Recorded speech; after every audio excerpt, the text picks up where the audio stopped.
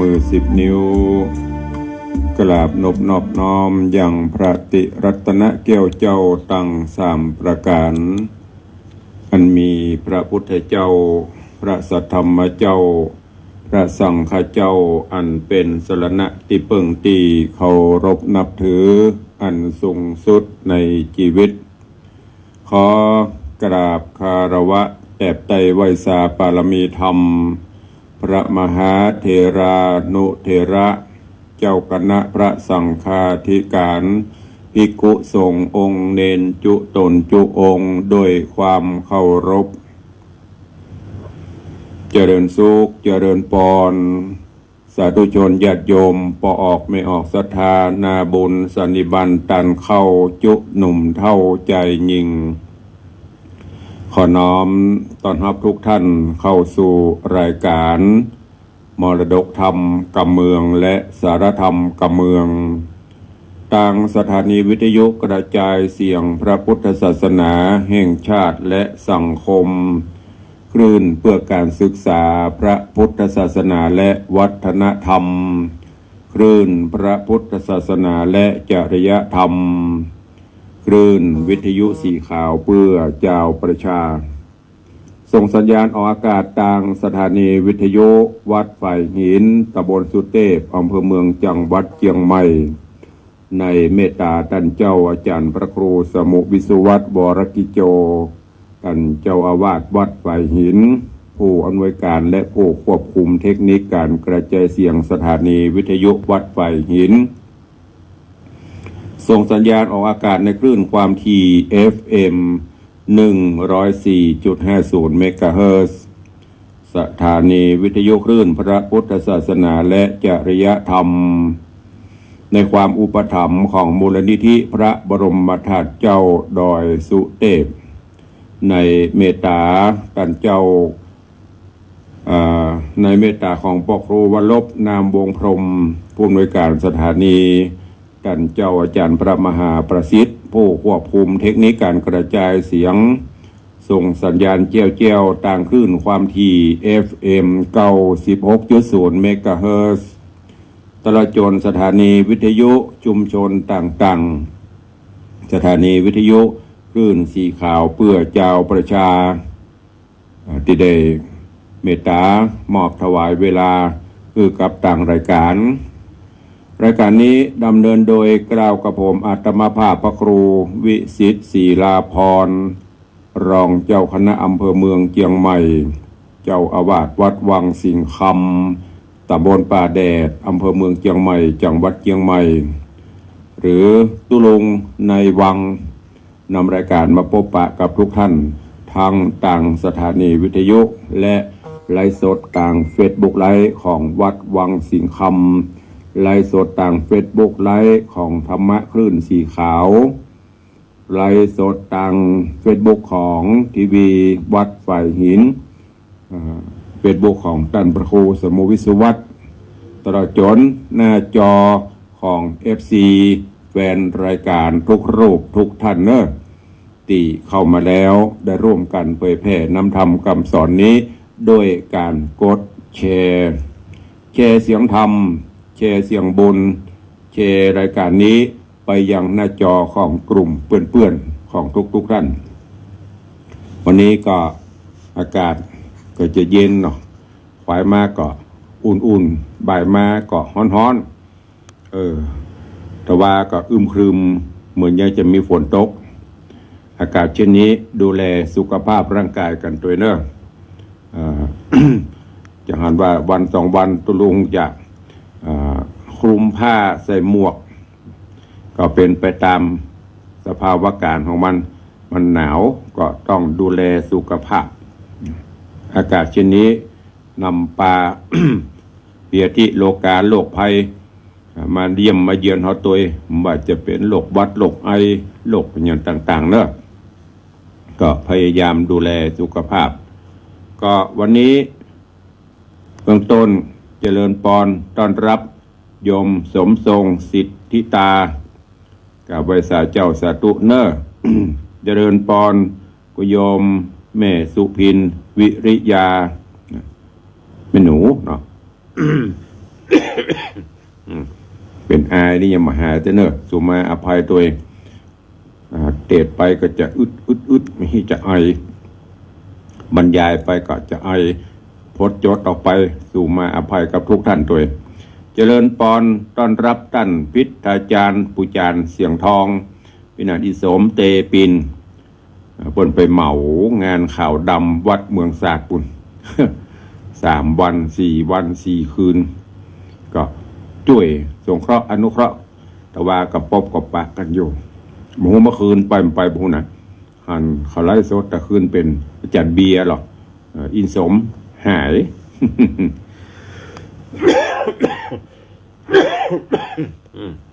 ก็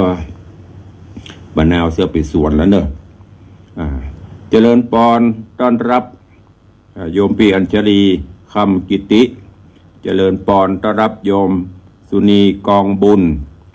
เจริญปอนต้อนรับโยมสลินทิพย์บุญเลิศเนอะกำลังเข้ามาติดตามหน้าจอกันวันนี้ก็มีกิจการงานหลายที่เนาะพี่นันที่สมพอจัดรายการตัวก็เดี๋ยวพอถึงแจ้งฮือของตุลุงก็เดี๋ยวท้ายรายการก็จะนำมาอู้จ่าวันนี้หัวใจสีแดงขึ้นมาเยอะแยะเลยเนาะ โอ้ย นะติดสาเหตุที่ตุลุงบ่ค่อยจัดก็กลัวเพื่อจะรำคาญเลยเนาะเวลาไปกิจนิมนต์อย่างเจ้ากำลังเจริญพระพุทธมนต์ไปก็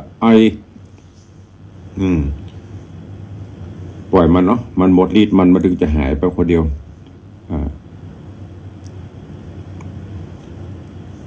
แล้วก็อันนี้ของไผ่โพวรัตไม่ละกะโพวรัตอันพิษสุมาอภัยเนอะ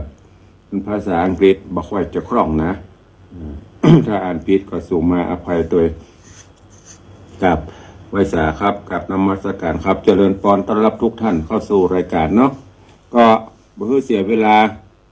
ลาก็ล่วงเลยมันนักเกล่ะ10 กว่านาทีฟังพระธรรมเทศนาให้ก่อนเนอะโดยเฉพาะธรรมะญาติโยมทั้งหลายปัจจุบันนี้ก็มีหลายอย่างบอกว่าจะเป็นธรรมะแบบบรรยายปาฐกถาธรรมมหาจาตุหรือธรรมเมืองแล้วก็วรรณกรรมต่างๆครูบาอาจารย์เฮาก็ช่วยกันสืบสานรักษาไว้ บ่คือมันได้สูญได้หายไปชอบอันใดก็เอาอันนั้นเนอะบางคนก็ชอบบรรยายบางท่านก็ชอบคำเมืองก็ว่ากันไป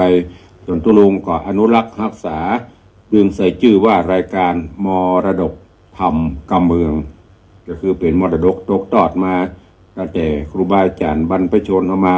พระธรรมเทศนาบอกว่าจะเป็นธรรมอย่างเนอพอออกไม่ออกทั้งหลายบอกว่าจะเป็นบรรยายเป็นปาฐกถาธรรมหรือข้อเขียนต่างๆล้วนแล้วแต่เป็นสัจธรรมคำสอนขององค์พระผู้มีพระภาคเจ้า ในรายการมรดกธรรมกำเมืองเขาก็เหมือนกันครูบาอาจารย์เฮาเพิ่นก็เอามาลิขิตแต่งแต้มเป็นธรรมแบบพื้นเมืองเมื่อก่อนมันมีสื่อมันบ่เดียวเนาะส่วนมากเขาก็จะฟังทำข่าวทำเรื่องอย่างฮิตติดอันดับกับบ้วนละวงหงหินหมู่นี่ก็มาจนถึงปัจจุบันนี้ตุลงก็พยายามรักษาเอาไว้เทศนาไป หลายวัดหลายวาเปิดก็เปิดภายในวัดตลอดวันก็มีว่าเจ้าว่าบ่ายอันหนึ่งก็เพื่อให้ลูกพระลูกเนนลูกตุลูกพระได้ฟังเปิดห้องว่าระบำบ่ใช่เต้นระบำนะระบำธรรมก็คือการเตียวธรรมการเดินธรรมหมู่นี่ธรรมเมืองก็ต้องเทศเป็นกรรมเมืองคือมันลงล็อกถ้าเทศมันลงคอกลงล็อกมันก็ฟังไปได้ไหมได้แต่มันก็ม่วนพ่องบ่ม่วนพ่องลูกหลานลูกพระลูกเนนเฮาละอ่อนรุ่นใหม่กำเมืองส่วนมากเขาจะว่าบ่ค่อยตาย มันก็เลยเป็นบลอดขอแขกไป ก็ไม่ใช่ว่าตุลุงเก่งเนอะบางครั้งในวัดในวาเปิดหอกระจายข่าวเสียงต่ำสายในวัดลูกพระลูกเนน ทำความสะอาดกวาดขี้เงียขี้โกงไปฟังไปก็จะได้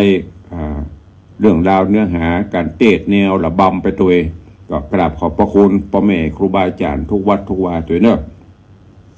เข้าสู่หัวใจรายการของเรื่องราวของจันตะฟองสมุทรเจริญปอนเนอะยมพ่อสุวรรณอินใหญ่ยมแม่นวลศิริหินเขียวแม่สุปรณีรูมากำลังเข้ามาจันตะฟองสมุทรในตอนที่แล้วลำดามาถึงยังตอนที่ยังมาถึงที่สามาวดี หลังจากที่เปของสามาวดีซึ่งนางเมขลาเทวดาเจ้าได้ติดตามโดยรักษาแล้วก็โดยปุญญาบารมีของลูกในต้องก็เลยทำให้องค์อัมบรินทร์พระอินทร์เจ้าฟ้าบนสวรรค์แรงล่าได้ต้องหูเลงหันได้สั่งให้วิสุกรรมลงมาช่วยในตอนนี้ก็เปของสามาวดีล่องลอยมาจนถึงยังที่อาสลมปฤษีเพิ่นตั้งอาสลมปั่มเปงภาวนาอยู่ที่หิมน้ำก็หลังจากที่เปไหลล่องมาวันนั้นปฤษีก็มีใจค่อยไปอาบน้ำไปชำระเหือใครหลังจากที่ไปเก็บผลหมากรากไม้หน่วยไม้หัวมันเอามาเตรียมไว้ฉันการไปเก็บผลหมากรากไม้ก็เช่นเดียวกันวันก่อนไปบอกให้ได้เขียมแต่วันนี้รู้สึกว่าไปต้นใดก็มีกระลูกกระหน่วยผลหมากรากไม้เอามาปอแบบเป๊ะพอมาถึงก็มาเก็บเขาตีเขาตางเสร็จก็จะไปชำระล้างปรากฏว่าไปหั่นใส่แปรที่ข้างอาสลมหลั่งไหลมา แล้วก็องค์อมรินทร์พระอินทร์เจ้าฟ้าก็ยังได้สั่งให้วิสุกรรมเทพบุตรลงมาเนรมิตปณศาลาหรือว่าที่อยู่เพื่อที่จะเตรียมต้อนรับยังสามาวดีและลูกในท้องของนางก็แปลงสั่งวิสุกรรมมาแปลงใกล้ๆเนรมิตไว้ใกล้ๆอาสลมบักไก่อาสลมของพ่อฤาษีวิสุกรรมก็ลงมาเนรมิตยังปณศาลาปราสาทหลังงามที่กลางป่าไม้เพื่อให้นางจะได้ใจต่อไปเรื่องราวของพระธรรมเทศนาจันตะฟองสมุทรจะเป็นจะได้เชิญทุกท่านติดตามรับฟังไปในผูกที่5ตอนที่2เป็นลำดับไปณโอกาสบัดนี้ เช่นเคยเนอะออกตัวไว้ก่อนเตดไปกระแอมกระไอพดจดออกไปขอประทานอภัยพ่อแม่ครูบาอาจารย์ญาติโยมศรัทธาก่อนเนอะณโอกาสบัดนี้ตั้งอกตั้งใจฟังแล้วใต้รายการก้อยพบปะกันแถมครั้งหนึ่งเนอะ นะโมตัสสะภะคะวะโตอะระหะโตสัมมาสัมพุทธัสสะ สาธโบฟังลาโสตุจนาสะปุริสะตังลายตั้งยิงและใจ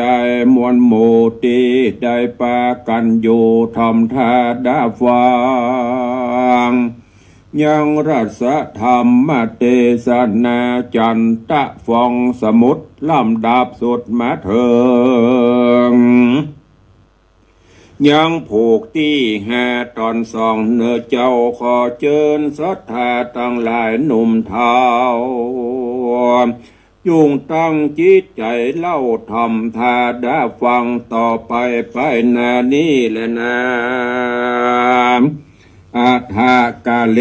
ในกาละนันเล่าตาภาษาเจ้าจีไพรกันหูความเป็นไป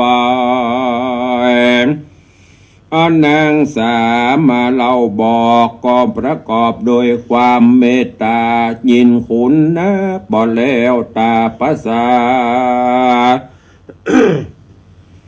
ต ตาปะสาแก้วราศีก็ปาเอานางจันตะสามาวดีขึ้นจากน้ำล่วงลำอนตรายก็ปาเอาไปสู่ในไพรแก้วกูอาสาโลมบทอันเป็นที่อยู่ของตนจีไพรสนตกสลังแต่ก่อนนั้นบ่หันมีศาลาดีแก้วกูเกิดมีใครที่อยู่แห่งตน จีไพรสนเกิดสอดว่าดงว่าคงเป็นเต้ายอดอินตา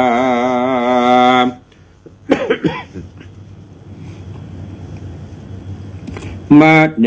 ลมิตรสลาไว้ทาหือนางนอดลาได้อยู่เจยโจมการเจ้าสะลมกึดแล้ว ก็ปานางนอแก้วจันตะสมา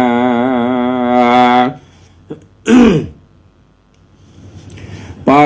อยู่ศาลาหลังใหม่นางแก้วไทยก็มีใจยินดีกราบไหว้เจ้าฤาษีหลายรอบว่าต้านประกอบไปโดยเมตตาได้คุณนาลูกไว้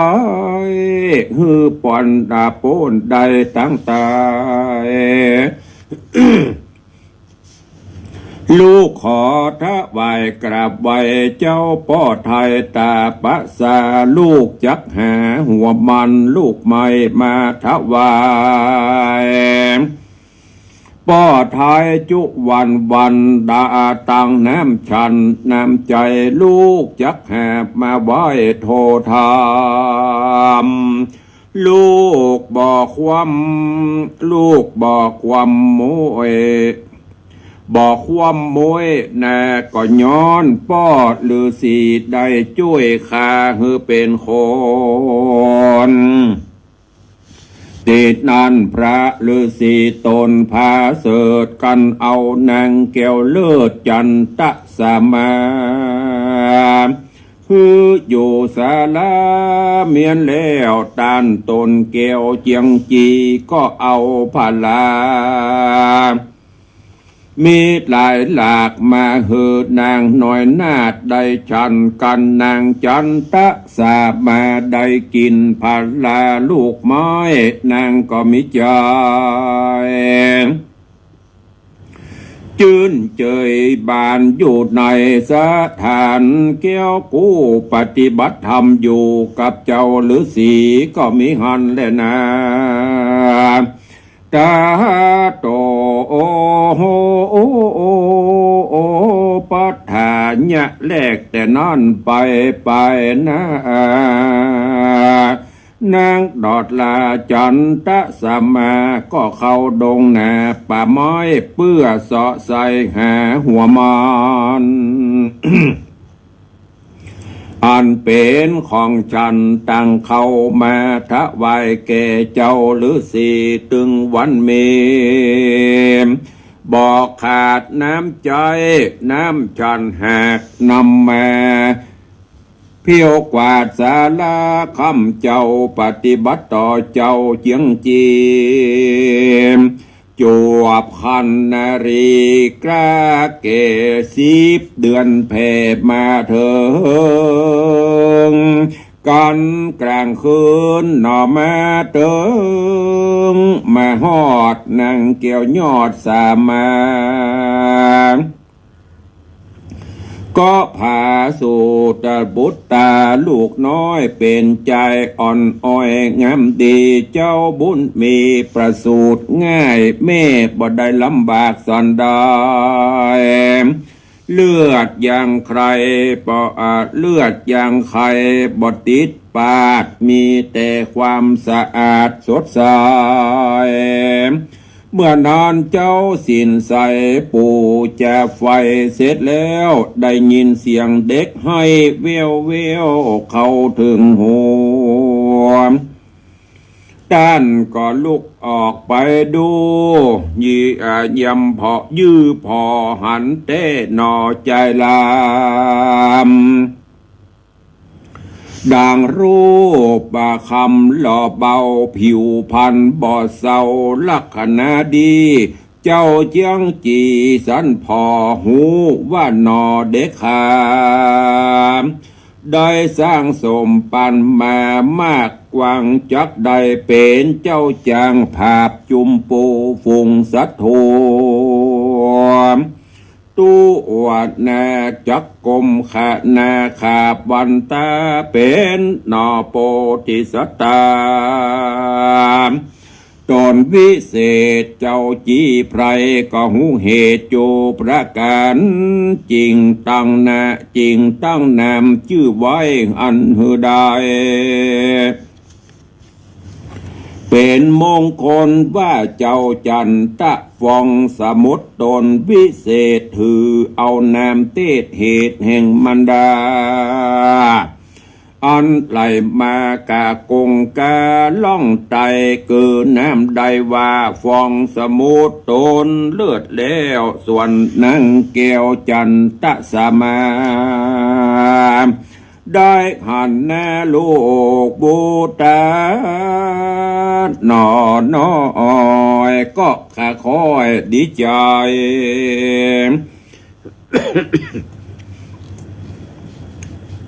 โจรน้ำตาไหลอาบนาอินโดโลกำพระเกิดในไพรตกแดนไกลป่าไม้กันลูกแก่นไทยไม่มีบุญ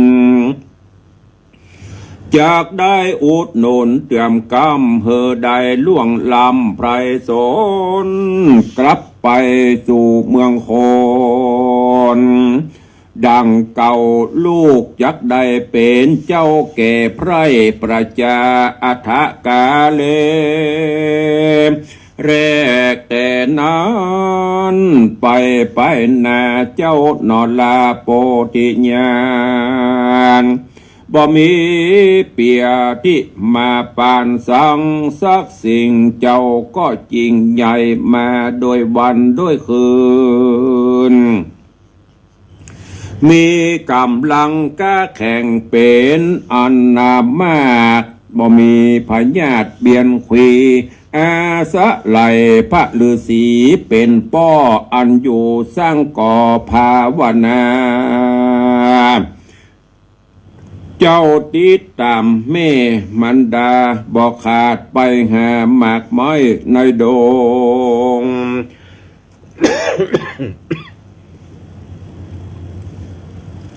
ไปหาหมากกับไม้ในดงบ่อเหือโปนคงเขตอันเป็นประเทศดงรีช่วยแม่เจ้าหาลูกไม่ดีหัวจวกอันมีมากปอฉันตัวไปถึงวันบอกขาดตามที่ไกลอาวาสลาก็หาเอามาหลายหลากตั้งหมากม่วงตั้งหมากม่วงคำและกาสอตั้งหมากสมอและขามปอมตั้งมันอ่อนและกว่าวเขือตั้งมันมือเสือแข้งจังตั้งฝูงหัวมันตั้งและสับปะหลังจังกล้วยจันกล้วยไตน้ำว่าหน่วยใหญ่และเจียงและจังไห้กล้วยนิ้วมือลากล้วยตีบหาได้แล้วรีบนำมาถ้าว่าตาปะสะเป็นเจ้าดังนี้เล่าจุวันและนาตะมาทังปะกาเซนโตสัทธาหะสัทธาสัพปัญโยพระพุทธเจ้า อันเป็นเก้าแก่โลกากเดสนาเกสังขามวลหมู่อันนั่งอยู่ในหลงธรรมว่าภิกเวดุราภิกขุดังหมู่อย่าได้อยู่ประมาทตัวตนมันสร้างกุศลไปใจร่างกายไปนอกก็ได้ ร่างกายไปนอกก็เหือใดน้อมอ่อนแก่ผู้เกิดก่อนอาวุโสสูงบอกว่าลุงอานาป้าก็เหือน้อมนาคบยำเถิงต้านบ่หูยางบ่หูสังบ่ได้เฮียนมาแต่ก่อนปัญญาอ่อนกว่าเฮาก็ฮือถือเอาต้านเป็นคนเฒ่าคนแก่บอกว่าพ่อแม่เอาอย่าได้วางอย่างวางต้าแข่งกระดังอย่าจ๋ากล่าวอังดูแควนบาปจักแฝงเกตัวเก่าดังตั้งในใจเราก็คือมีศีลธรรมบอกว่าการสั่งในที่ลับที่เจงอย่ามาอย่าสายแสงฮือดีแต่ต่างนอกฝ่ายเดียวฮือคนเตี้ยวโลกลาได้หันแน่ว่าเฮาทำดีคือเปื้อนเข้าใจว่าเฮามีศีลธรรมบอกขาดในใจแต่หากมัวดำกำกีดังทานมีเผาไฟอันคนเฮานี้โสดเกิดมาในโลกสงสารบ่เหมือนกันสักหยาดพ้องมีรูปหากงามตามีรูปพันใสสะอาดมีลักษณะดูพิลาศงามตาพิมีวาจาปากม่วนกะจากำจาอ่อนอวนมีศีลธรรมเมื่อกะทำเมื่อทำการสั่งตอนหน้าเปื้อนบ่ได้คิดบ่ได้คลาดเคลื่อนจากศีลธรรมปอรับหลังคนอื่นใจบ่จื้นบาปหนาทำบ่ดีนาต่างใจหนห่างจากความดี อย่างนี้เรียกว่าคนสอกกอกนอกวานคมในมันเป็นคนที่สอนยากกันคบมันก็หักชิบหายบางคนมีร่างกายบ่ครบถ้วนบ่เป็นที่ป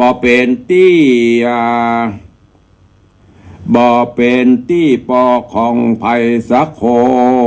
นบ่เป็นที่เจ้าพอของภัยสักคนมีแน่โหดหูดังมีเสือมีใจบ่จุดเจือดังบาปมีศีลทำหากสะเมอบ่พลังเพอ บ่พังเพอต่างที่ลับหลังต่อหน้าคนอย่างนี้หมู่เฮาเจ้าข้ากวนคบค้าสมาคมประการหนึ่งพระตัสสะปนสอนสั่งฮือสาดโลกละหูจักบุญกุลแก่คนพูดใดอุดหนุนกันมาก่อนตั้งป้อเท่าแม่มอนตานาอันใดกรรมจูหลายมากลำที่เหือใดเข้าน้ำปัจจัยตังพรานตังผ้านุ่งกัวใบกูยังตังเข้าม่ามน้ำนมเหลือหลายเพื่อกลัวเฮาตายมวยมังกลัวเฮาบ่ได้อยู่สั่งโลกสงสาร ตุกตั้งแต่เมื่อประมาณและประสูติออกเป็นตุกโดยได้ปกได้ปอกพอก้อยดูอดสา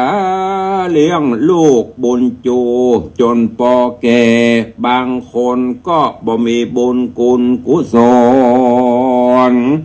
กับพ่อและแม่สากประกันบอกว่าปล่อยเหอะพ่อแม่ทุกผ่า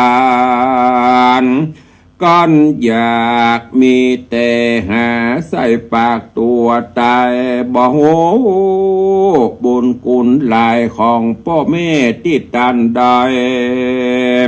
แผ่เมตตาตนกับกายเป็นคนอันตรพานใบบอดปอบอกเกิดฮอดถึงบุญภัยเอาแต่วิสัยตัวว่าดีแต่จมดาฮือปิตามันดาบ่เสาะหาเลี้ยงดูอุปถากปล่อยฮือพ่อแม่ใดกันอยากเวทนาการพ่อแม่เป็นเปียทิโลคาก็บ่หายุกยามาใส่จักใจการงานน้อยใหญ่ต่างเต้นก็มานะกะดัง แข็งขี้ค้านเป็นคนลึงดันบอกใครเนี่ยใครทำพ่อแม่ขับจำดุดาก็ย้อน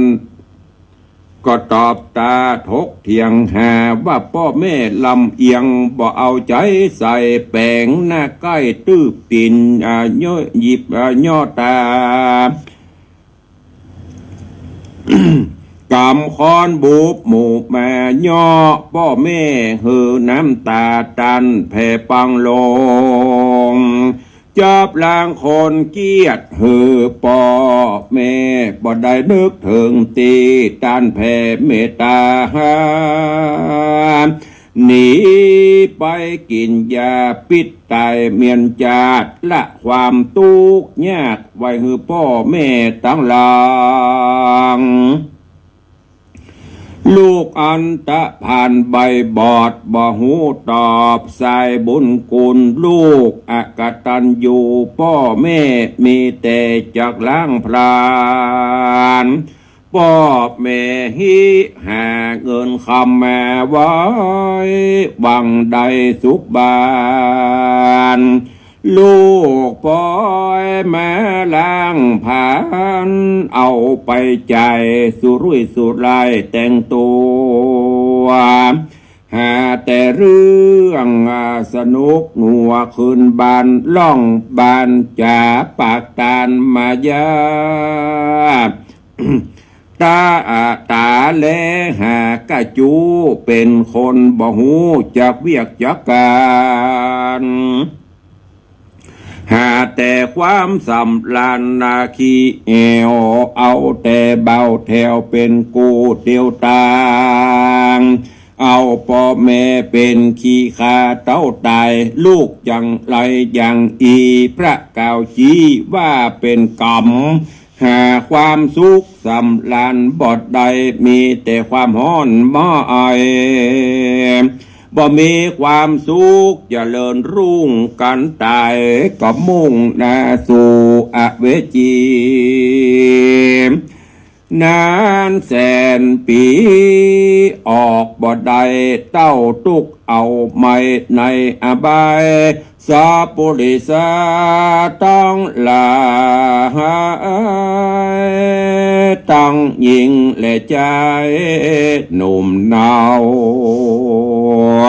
อันเป็นลูกเต้าและหลานเป็น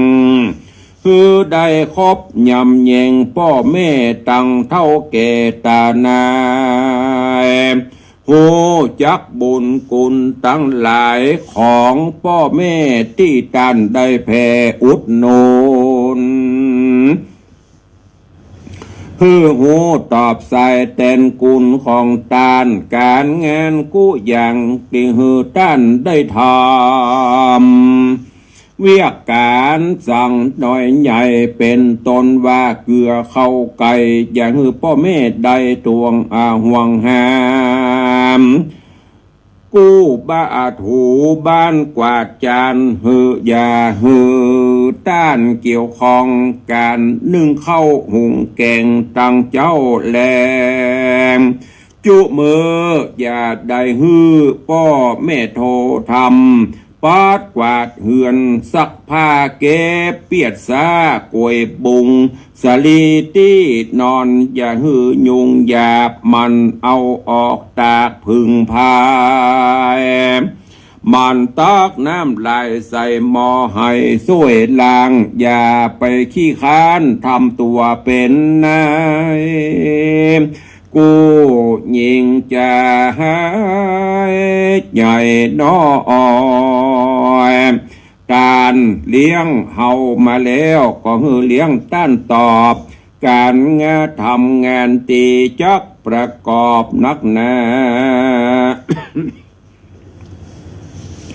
ก็ฮือตัวเฮาทำแต่นต้านการกระทำกู้อย่างที่พ่อแม่ปฏิบัติมาจักได้เอาใจใส่หักษาเข้าของจักก็จักเป็นลูกหลานที่ดีของพ่อแม่ควรได้รับมรดกแต่ไปโลนการพ่อแม่เสียงบุญไปสู่บุญตายจากอุติสกุศลฝากไปหาเรียกว่าตอบแทนปิตามันดาพ่อแม่จักได้อยู่แต่สวัสดีเข้าของมีมูลมัง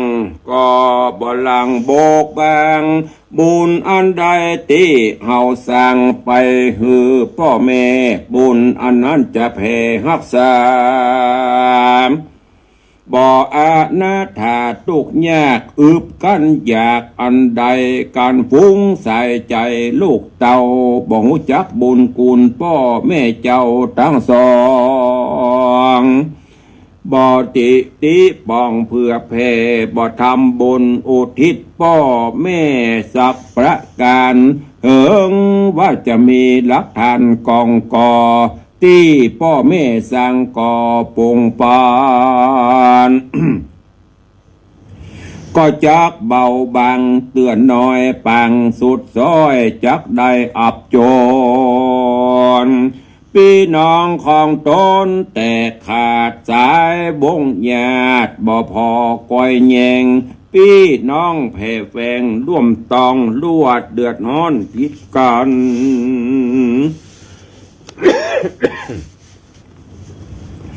แบ่งหลักฐานพ่อแม่คืนบ้านเก่หงสารถูกทนายความเอาไปกินเสียจอยก็ลวดเป็นบะหอยบะน้อยจาเลนาอาทากาเลในการละนั้นเราโพธิสัตว์เจ้าจันตะฟองสมุทรอันเป็นบุตรนางจันตะสามารถนอดเนาปฏิบัติอยู่เฝ้าพระฤาษีปีเดือนล่วงเขา16 ปีเล่ามาเติงลือสีก็ลำเปิงใจยังเจ้าหนอไทยโพธิญาณอ่านจากภาพมันแกว่นกาใต้ปืนฟ้าบ่มีภัยเตรียมก็จริงหือเฮียนมนตราเพศคาถาวิเศษนาตั้งวิจาลายจึงลบภาพอาคมหากมากลาย เจ้าบุญภายเฮียนใดควายจนหมดใส่ตาภาษาก็มีบ้านนอนแลนะนิทิตังขีญาสังวันนาวิเศษจะห้องเหตุอันกล่าวยังจันตะฟองสมุทรผูกทวนแหก็บังโกมสมเรศเดช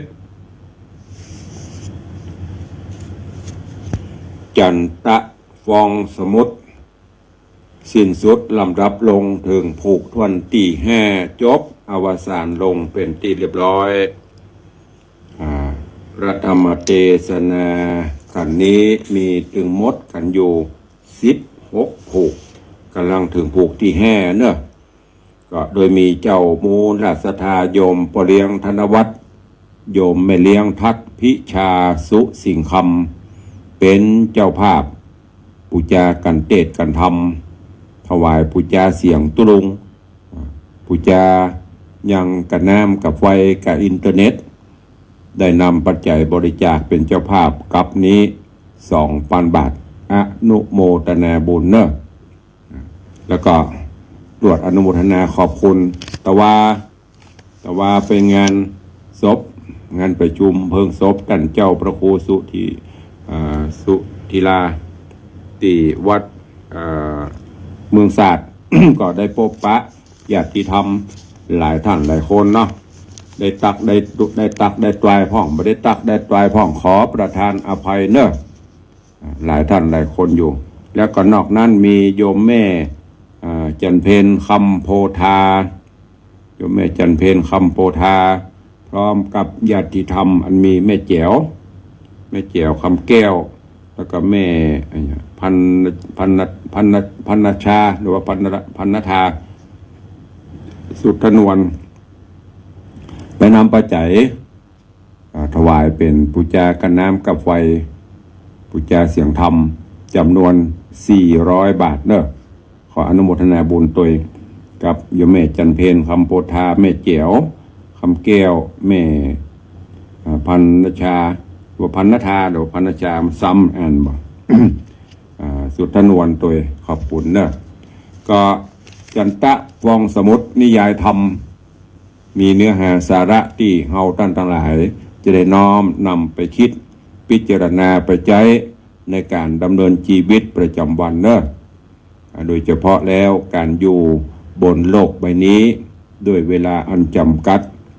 รู้วันเกิดไม่รู้วันมวยมรณาเกิดวันที่ใดติดจันทร์การพุธพัดศุกร์เสาร์เรารู้เวลาเต้าอั้นเต้าอี้หูเกิดที่ไหนจอกใดแจ้งใดก็หูเพราะมีสูติบัตรนะแต่จากนี้ไป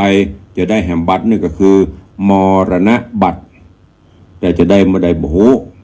เพราะฉะนั้นอย่าได้ประมาทในชีวิตในความเป็นอยู่ของเรา สุมาเตเนอะอย่างที่บอกไปตะกี้พยายามสรรสร้างซึ่งบุญกุศลตามกาลเวลาจะได้หนุนนำเฮา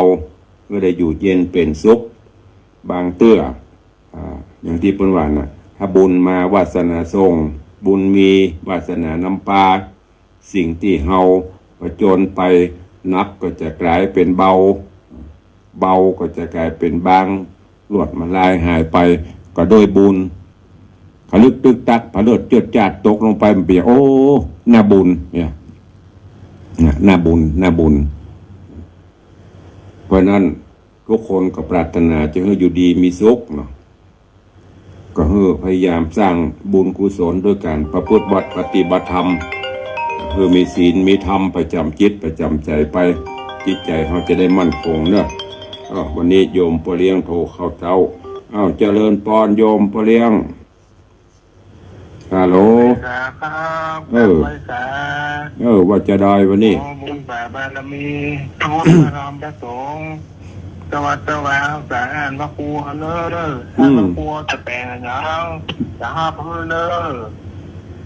ซึ่งก็ได้แปลงว่าเนอเอาสบายอกสบายใจว่าเนออนุโมทนาบุญเนอแปลงแปลงว่าน่ะ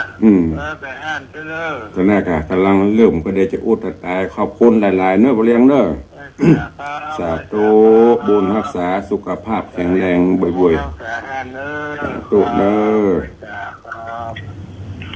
โยมบ่เลี้ยง ก็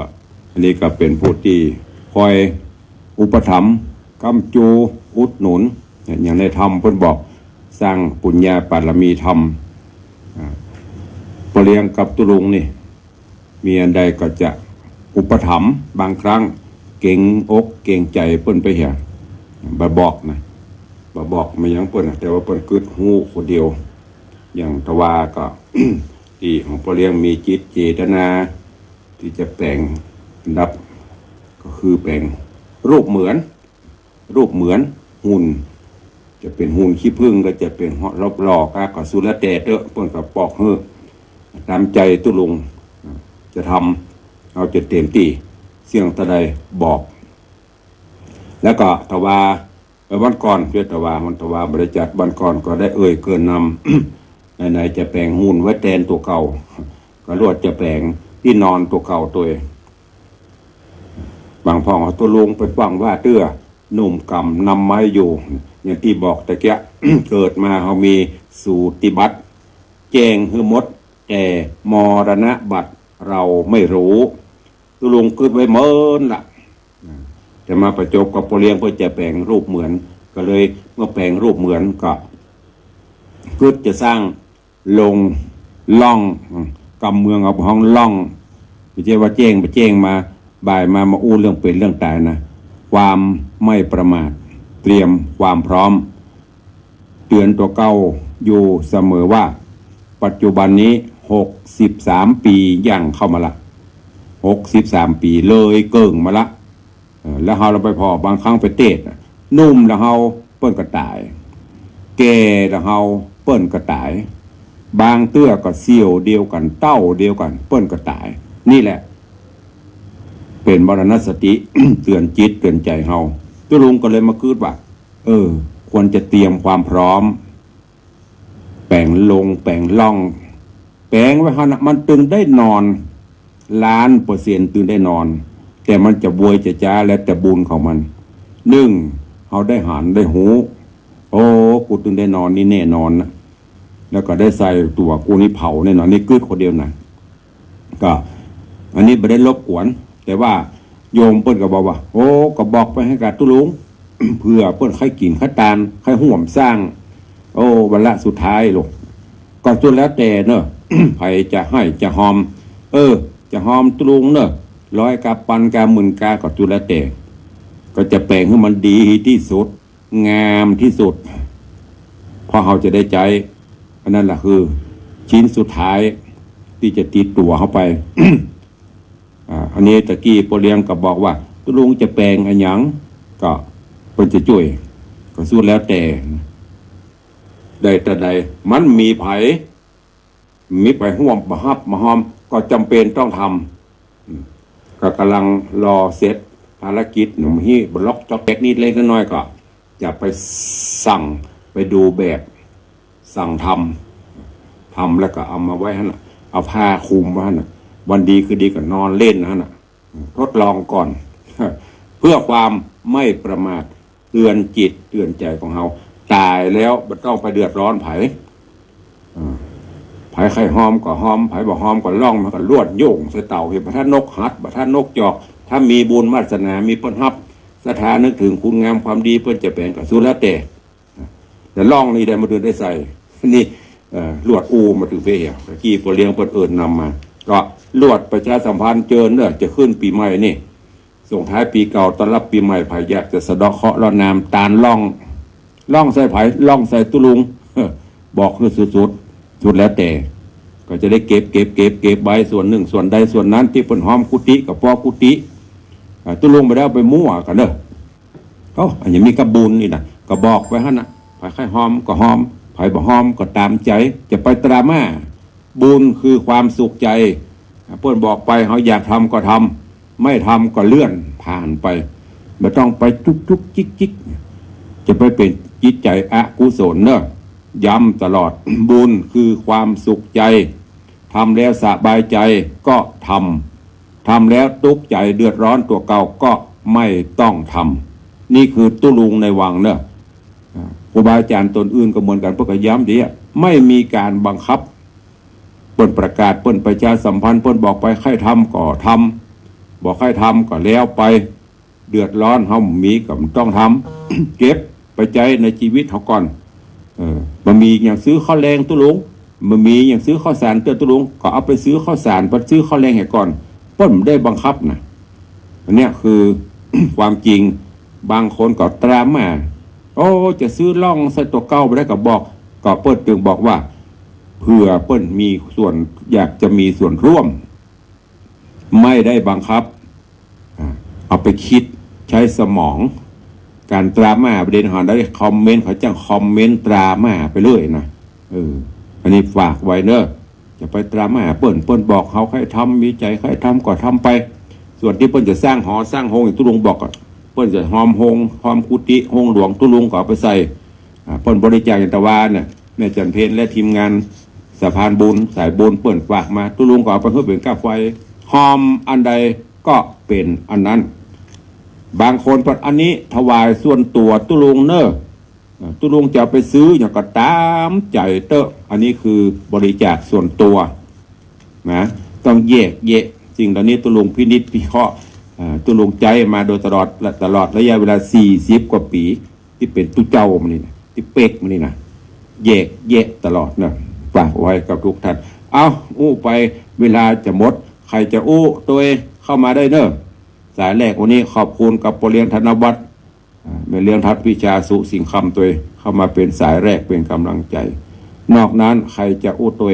กริ่งเข้ามาได้เ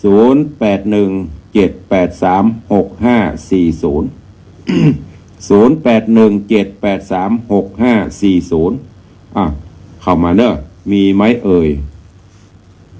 ตะวันเนี่ยเทปออกอย่างแม่อย่างก็อารีสดับโยมแม่ให้มาแม่ทองกะโทรเขาอยู่บางเตือถ้าเป็นเทปก็ไม่ต้องโทรก็ได้เนอะเพราะว่าบางเตือตุลุงก็อยู่ในพิธีแต่แม่เขาจะบอกเป็นเทปประเทศเป็นเสียงตุลุงบอกก็โทรก็โทรก็ยินดีอนุโมทนาที่ยังกึศเติงหามีไหมเอ่ยถ้าไม่มีจะได้ล่ำลาก็เดี๋ยวจะได้ไปประกาศเสียงตามสายวันที่26ก็จะมีพระป่าจากราชบุรีโดยโยมปีรัตดารักษาราชหรือโยมปิตุล เนื้อเจียไข่บ้านเฮาเปิ่นไปปักหลักปักฐานอยู่ราชบุรีอันเนี้ยเปิ่นบละบลืมถิ่นเกิดบ้านเกิดเมืองเกิดวัดเดิมได้นำปาญาติธรรมจะนำพระป่ามาตอดถวายสมทบสร้างกุฏิสงฆ์องค์หลวงและเปิ่นก็จะลวดมาท่องเที่ยว ในช่วงไฮซีซั่นหน้าหนาวไปสัมผัสเหมยขาบบนดอยอินทนนท์ตัวคณะเปิ้นจะเดินทางมาถึงนี่วันที่26ตอนบ่ายมานอนพักที่นี่1 คืน27เปิ้นก็จะเดินทางทัศนศึกษาไปลวดปิกเนาะลวดพี่น้องศรัทธาวังสิงคำวัดวังสิงคำบ่อเย็นบรรดาที่ฟังอยู่เนาะก็ลวดประชาสัมพันธ์ฮือฮับหูฮับทราบโดยทั่วกันตัวเอาละมีไข่อู้ตัวมีพ่อเลี้ยงคนเดียวก็เวลาหมดเวลาละขอนำรายการจากทุกท่านไปก่อนเนอะตอนนี้ทาง Facebook ก็มีไผ่ โยมปีชิดชบาโยมจันสายแปลงหลวงเนาะกำลังเข้ามาฟังกันนี่โยมจันเปงปินันจรันปิยจันทร์แม่ครูเหรียญทองจันทีโยมยุพินอินตะโสมโยมภูวรัตน์เนาะถ้าจำบ่ผิดนะโยมแม่สุปรณีรูมา